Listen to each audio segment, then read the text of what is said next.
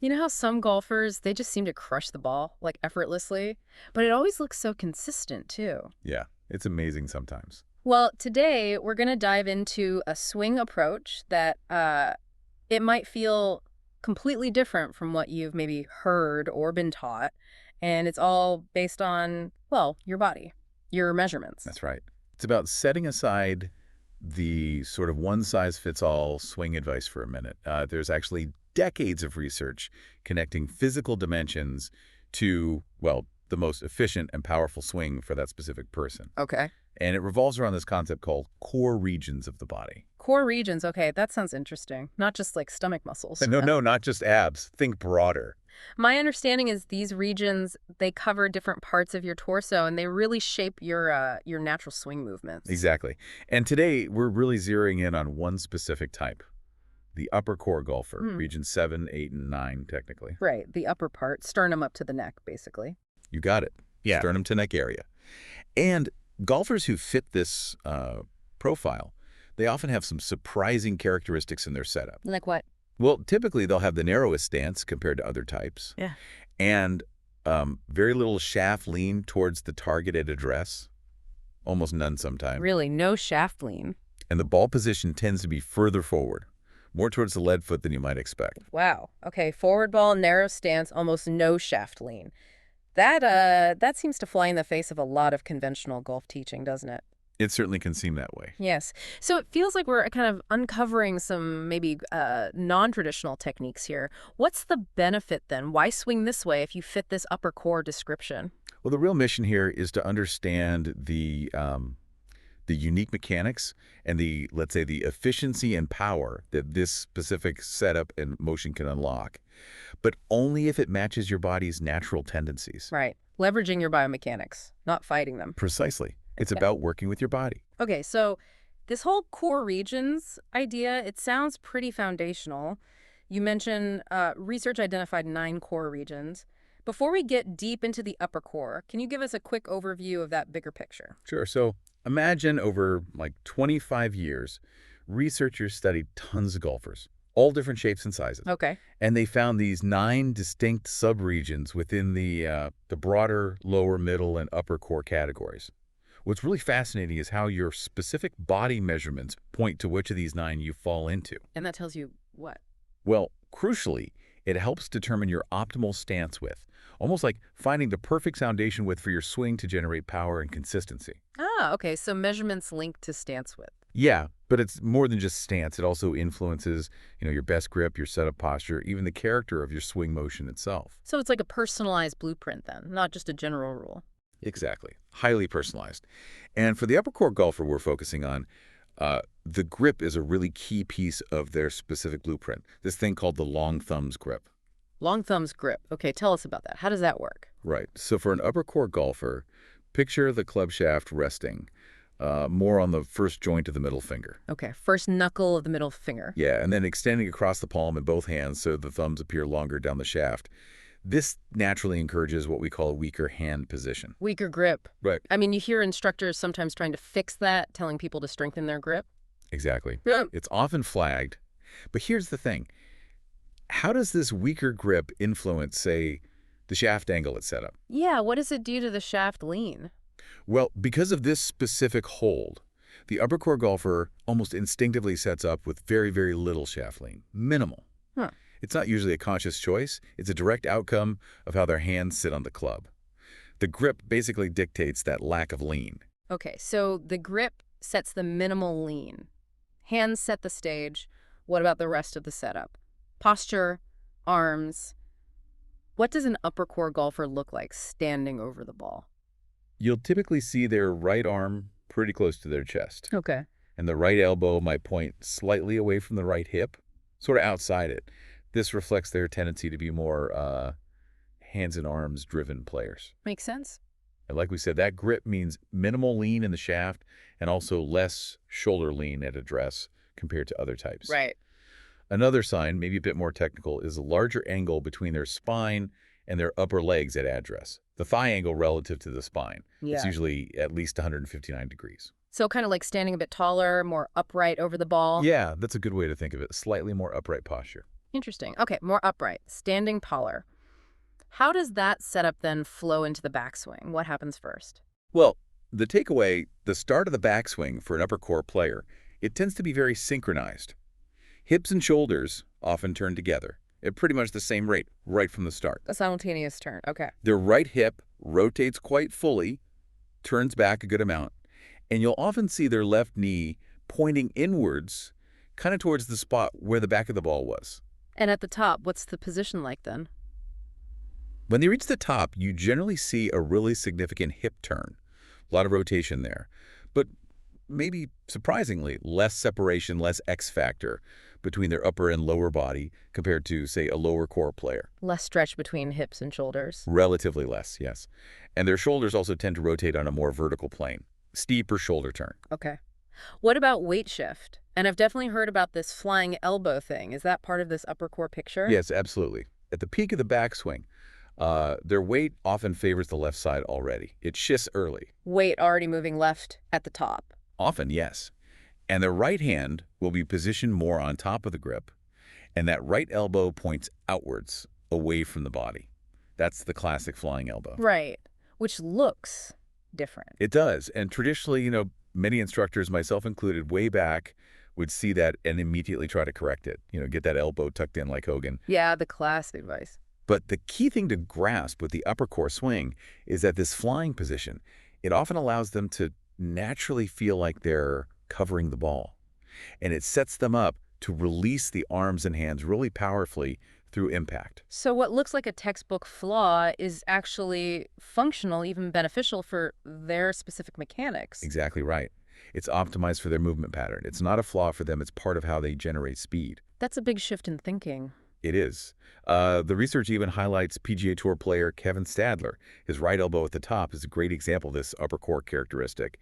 And that more outward elbow often stays somewhat outside as they start down too. Okay, so they get to the top, weight left-ish, flying elbow.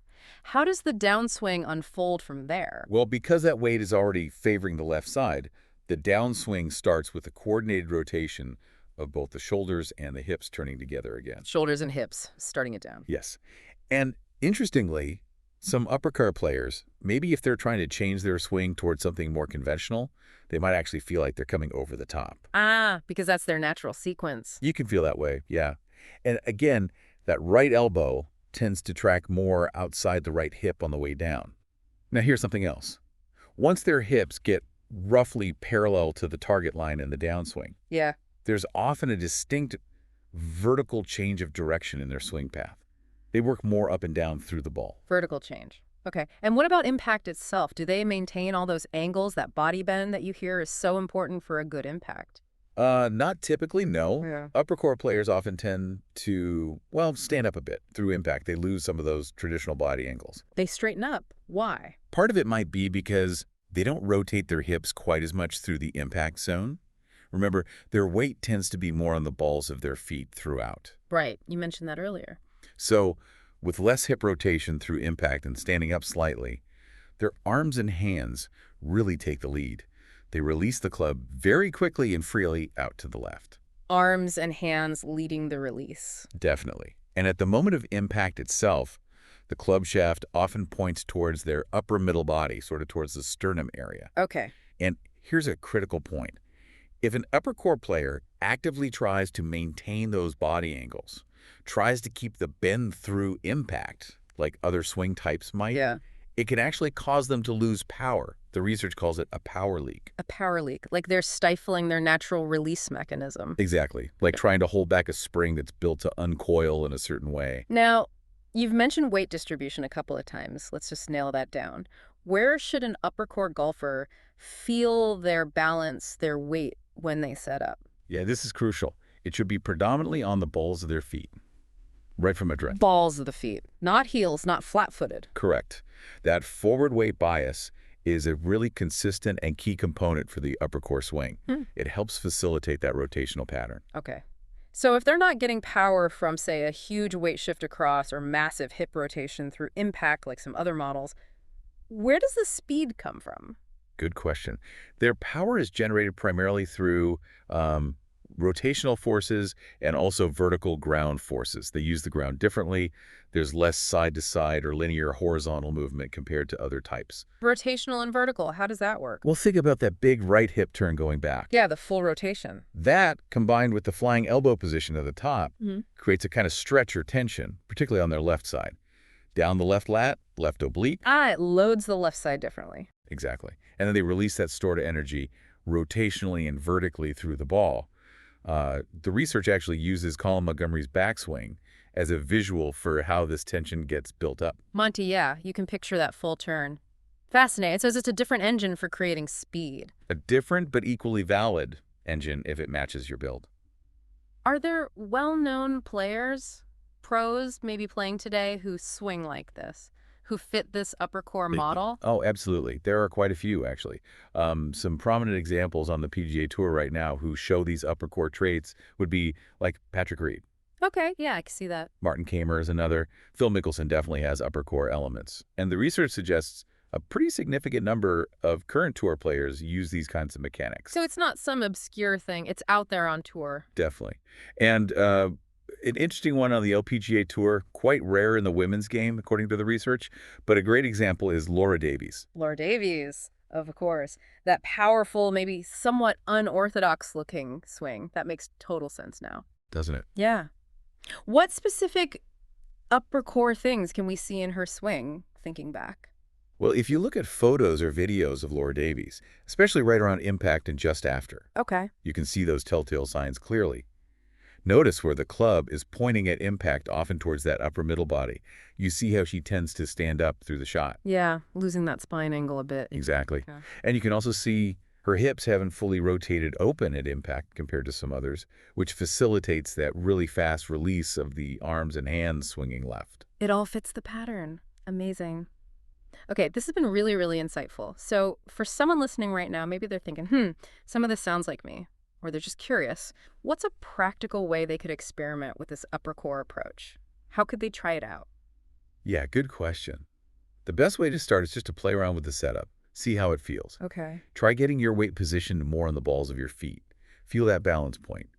Then, edge the ball position a little further forward in your stance than you normally play it.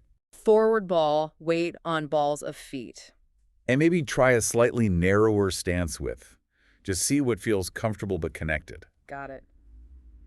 Narrower forward, balls of feet. Then what? Then, pay attention to your grip, specifically the right hand for a right-handed golfer. Try making it feel a bit weaker, like the palm is facing more towards the sky. Maybe think about a 45-degree angle relative to the ground. Oh, your right hand? Okay. From that setup, just make some swings. Focus on keeping your weight generally on the balls of your feet and maintaining that weaker right hand feel. Let your weight shift naturally towards the left side as you swing back and through. Remember, it happens earlier for this type. So don't fight the early weight shift. Exactly. The key feeling to look for is rotating around that forward ball position. Use the ground to help you turn and feel some of that vertical push-off through impact. Okay. You should hopefully experience a sensation of the arms and hands swinging quickly out to the left, followed by the hips, and maybe that feeling of really covering the ball through the strike zone. So it's really about experimenting and tuning into what feels inherently more natural or powerful for your own body, rather than forcing a model that might not fit. That's the essence of it, yes. Finding harmony with your own ingrained movement patterns, not fighting yourself. This has definitely challenged some common assumptions about the right way to swing, and it really underlines how crucial individual body mechanics are. So thinking about the big picture here, what's the main takeaway for our listeners? I think the key message is simply that the most effective golf swing isn't, a single universal model. Optimizing your swing is or can be a very personal journey. It's based on your unique biomechanics. Right. And the upper core approach provides a distinct and potentially very powerful pathway for golfers who happen to have those particular physical characteristics. And it really leaves you with a question, doesn't it? For anyone listening, could understanding your natural core region, whatever it might be the key to unlocking power and consistency you didn't know you had, even if the swing feels a bit unconventional? Exactly. It's worth considering, how might these subtle shifts in setup, in grip, in motion shifts that align with your body's tendencies, how might they lead to some pretty surprising and positive results out on the course? Definitely food for thought for the next practice session. Maybe that swing that feels a little different, a little weird even, is actually the one that holds the most potential for you. It very well could be. Well, thanks for shining a light on this really fascinating alternative perspective on the golf swing. It's been great. My pleasure. Good stuff to think about. Absolutely. Until our next deep dive, everyone, keep exploring, keep experimenting, and maybe listen a bit more closely to what your body is trying to tell you on the tee.